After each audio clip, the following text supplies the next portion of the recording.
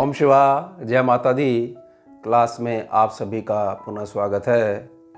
अब इसको समझिएगा, विषय जो है थोड़ा सा गंभीर है और थोड़ा सा गहरा है। कोई भी ऐसी प्रार्थना है जो आप लगातार जिसमें क्रियामान रहते हो, लगातार जो है मांगते रहते हो और उस पर बिल्कुल भी सुनवाई नहीं होती है। उदाहरण ले लीजिए, कोई भी सामान्य जातक जो है स्वाभाविक है, धन मांगता है, लेकिन वो ये देखता है कि पूरी एकाग्रता मैंने लगा दी है, फिर भी धन के संबंध में मुझे कुछ भी शुभता नज़र नहीं आ रही है। अब ऐसा क्यों होता है उसको समझिए। आपके पास दो छोटे छोटे बच्चे हैं, एक का नाम है मन और दूसरे का नाम है अवचेतन मन।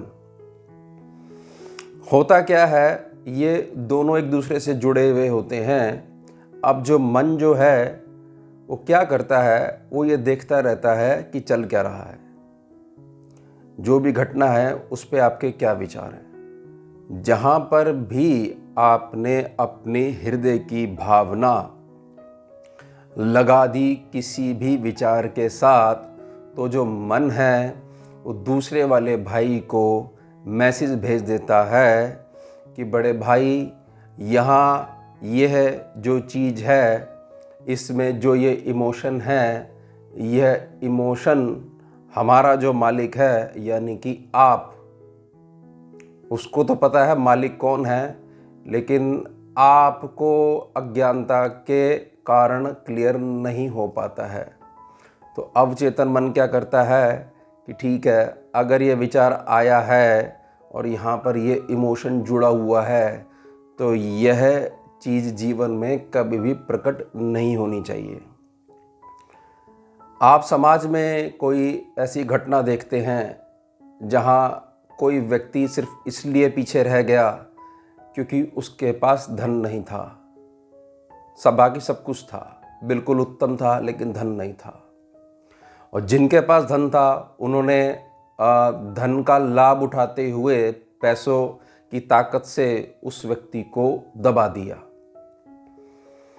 अब आप दृष्टा भाव नहीं रखते हुए यहाँ पर अपनी भावना जोड़ लेते हो और अनजाने में ही आपकी भावना ये जुड़ जाती है कि अगर ज़्यादा पैसा होता है तो यह चीज़ होती है। इस बात को बड़ी गहराई से समझिएगा। मैं इस बात पे जोर दे रहा हूँ कि विचार तब बल प्राप्त करेगा या कल्पना तब बल प्राप्त करेगी जब उसके साथ भावना की गहराई जुड़ जाएगी।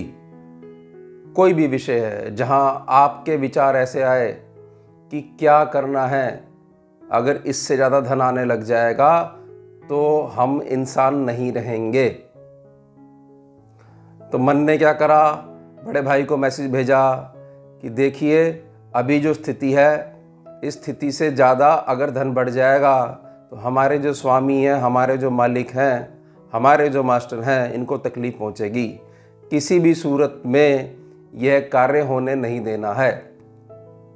उसके बाद बिल्कुल सामान्य स्वभाव में, जो कि अनजाने में आपने कोई प्रार्थना करी या विचार करा, उसके साथ भावना जुड़ गई।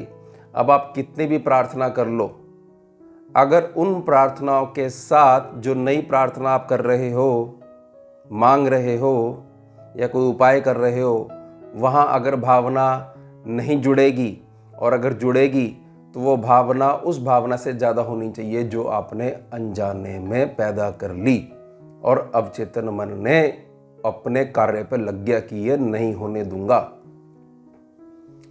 बहुत सरल है अवचेतन मन को समझना, लेकिन कुछ संस्कार गर्भ के साथ ही उत्पन्न होते हैं और कुछ आपको समय रूपी जो गुरु है वो सिखाता है। अब अवचेतन मन की जब ताकत इतनी ज़्यादा है तो क्या करना चाहिए? अवचेतन मन कितना भी बड़ा हो, लेकिन वो गुरु तत्व के आगे हमेशा छोटा ही रहता है।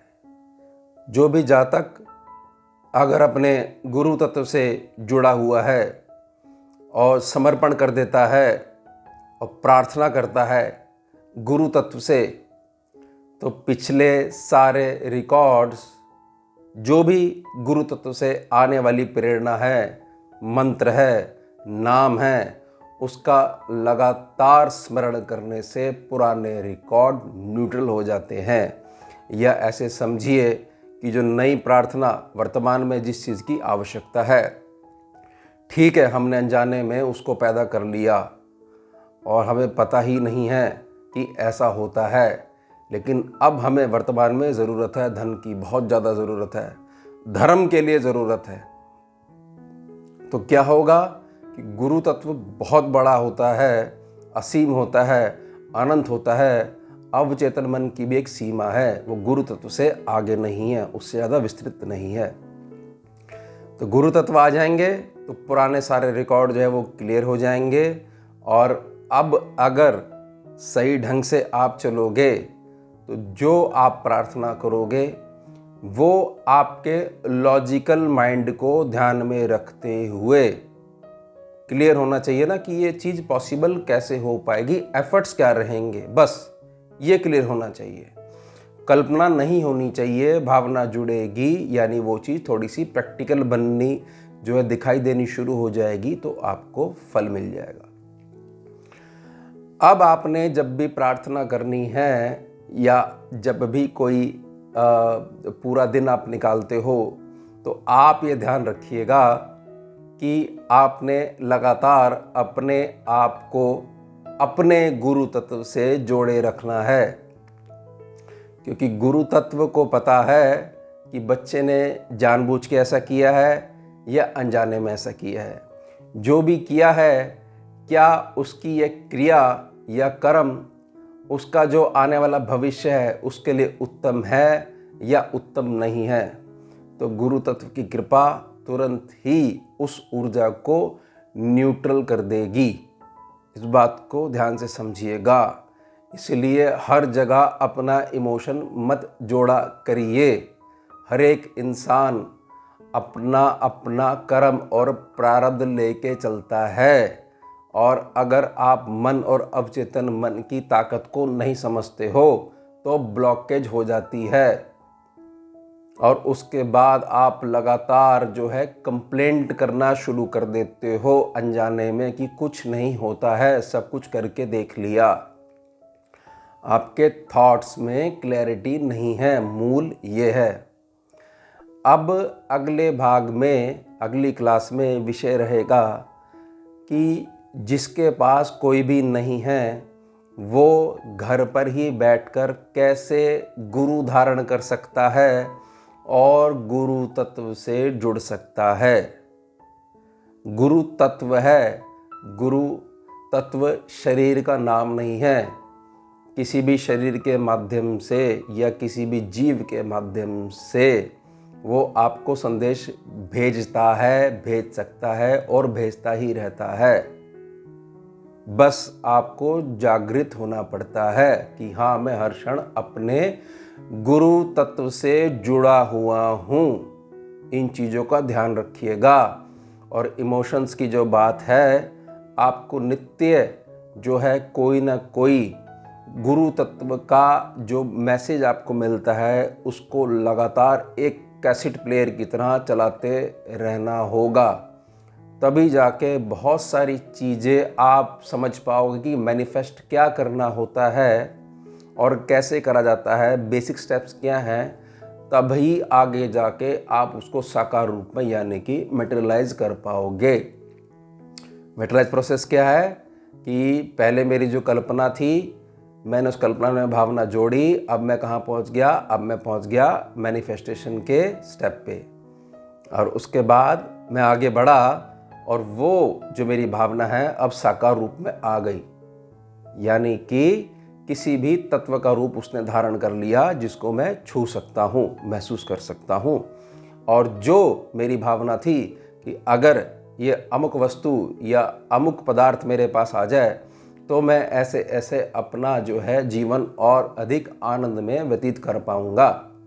ये ध्यान रखिएगा। अगर इमोशन आपने आनंद का किसी गलत घटना से जोड़ लिया तो अवचेतन मन पूरी ताकत लगा देगा वो बुरी घटना हो, क्योंकि आपने अनजाने में या जानबूझ के वहाँ पर अपना आनंद जोड़ लिया। फिर कहोगे कि ग्रह कैसे चल रहे हैं हमें नहीं पता, हम तो सब कुछ ठीक करते हैं फिर भी हमारे हाथ में कुछ नहीं बचता है। ये ध्यान रखिएगा।